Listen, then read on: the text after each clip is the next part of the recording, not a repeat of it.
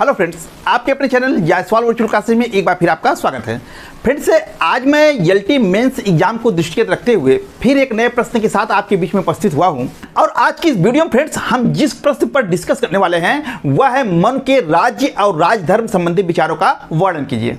आचार्य मनु नामक टॉपिक से फ्रेंड्स यह जो है बहुत ही महत्वपूर्ण प्रश्न है, जिसमें हम विभिन्न पॉइंटों के माध्यम से जैसे राज्य की उत्पत्ति, राज्य की प्रकृति, राजा का कार्य, राजा की भूमिका, दंड का महत्व, धर्म का महत्व, इन विभिन्न पॉइंटों के माध्यम से हम जो है मनु के राज्य के संबंध में और उनके राजधर्म के संबंध में विचारों को जानने और समझने का प्रयास करेंगे। और फ्रेंड्स, यदि आप चैनल पर पहली बार हैं तो चैनल को सब्सक्राइब और लाइक कर लीजिएगा। बेल आइकन का बटन दबा करके ऑल का बटन दबा दीजिएगा, जिससे हमारी आने वाली हर महत्वपूर्ण वीडियोज की नोटिफिकेशन आप तक सबसे पहले पहुंचती रहे। और ऐसा इसलिए भी जरूरी है फ्रेंड्स, क्योंकि यहाँ से पॉलिटिकल साइंस के अच्छे कंटेंट की वीडियो निकलते हैं जो आपकी तैयारी को बेहतर से बेहतर बना सकते हैं। तो आइए फ्रेंड्स, चलते हैं कंप्यूटर स्क्रीन पर और देखते हैं आज का टॉपिक।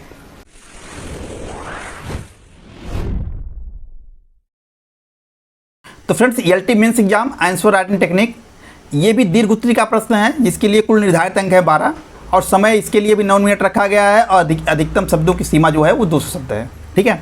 प्रश्न है फ्रेंड्स कि मनु के राज्य एवं राजधर्म संबंधी विचारों का वर्णन कीजिए।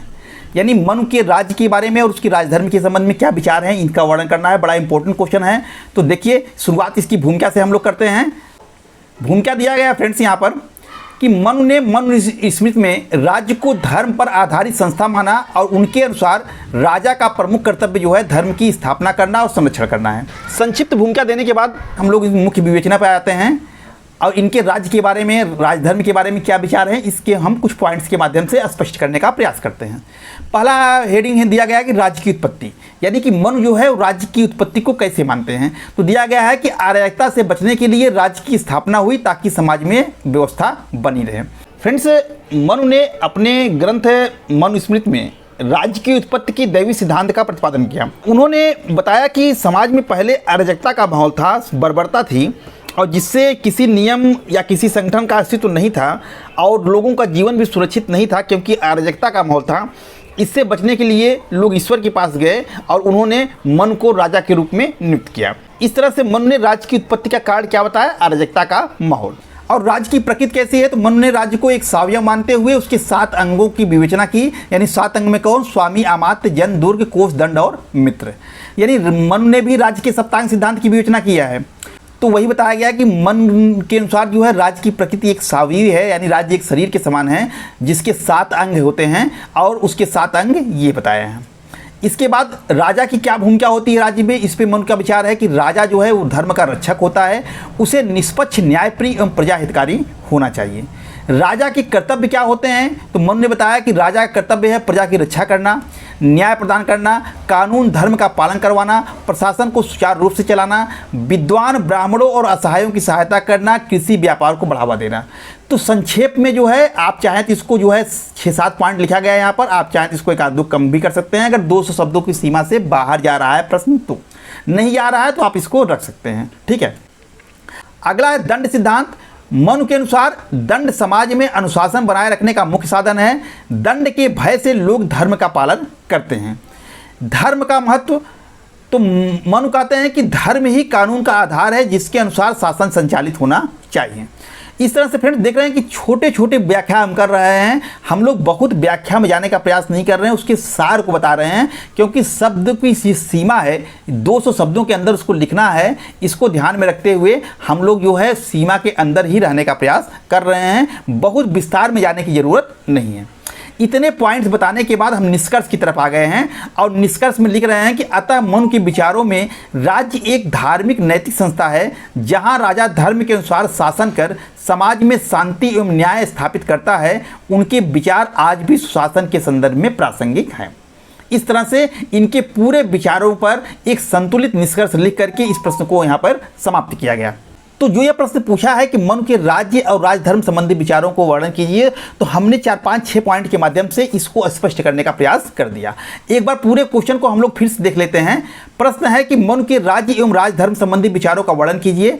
तो शुरुआत हम लोग भूमिका से कर रहे हैं। तो देखिए, भूमिका यहाँ दिया गया है कि मनु ने मनुस्मृति में राज्य को धर्म पर आधारित संस्था माना है। उनके अनुसार राजा का प्रमुख कर्तव्य धर्म की स्थापना एवं संरक्षण करना है। मुख्य विवेचना में पहली हेडिंग है राज्य की उत्पत्ति। अराजकता से बचने के लिए राज्य की स्थापना हुई ताकि समाज में व्यवस्था बनी रहे।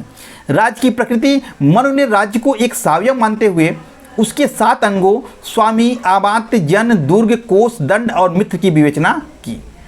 राजा की भूमिका, राजा धर्म का रक्षक है, उसे निष्पक्ष, न्यायप्रिय एवं प्रजा हितकारी होना चाहिए।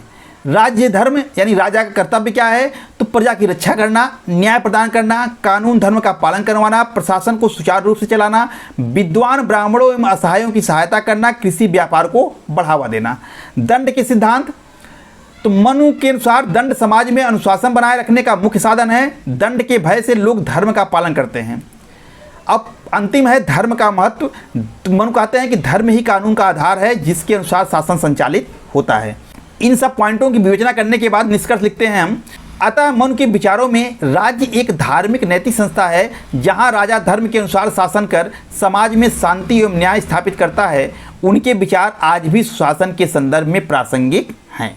तो इस तरह से फ्रेंड्स प्रश्न यहीं पर समाप्त होता है और इस प्रश्न के माध्यम से आपको जो कुछ भी बताने और समझाने का प्रयास किया गया है, उम्मीद करता हूं कि आपको सब कुछ समझ में आया होगा और ये क्लास आपको अच्छी लगी होगी। फ्रेंड्स, क्या आप टीजीटी सामाजिक विज्ञान, पीजीटी सिविक्स या पॉलिटिकल साइंस से नेट जीआरएफ की तैयारी करना चाह रहे हैं? तो बिना देरी किए हुए प्ले स्टोर पर जाइए और जायसवाल वर्चुअल क्लासेज के ऐप को डाउनलोड कीजिए। ऐप डाउनलोड करने के लिए प्ले स्टोर में जाकर के टाइप कीजिए जायसवाल वर्चुअल क्लासेज और सर्च कीजिए।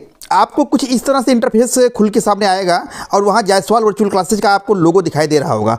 उस पर क्लिक कीजिए और लोगो सहित जायसवाल वर्चुअल क्लासेज लिखा हुआ कुछ इस तरह का इंटरफेस आपके सामने आएगा।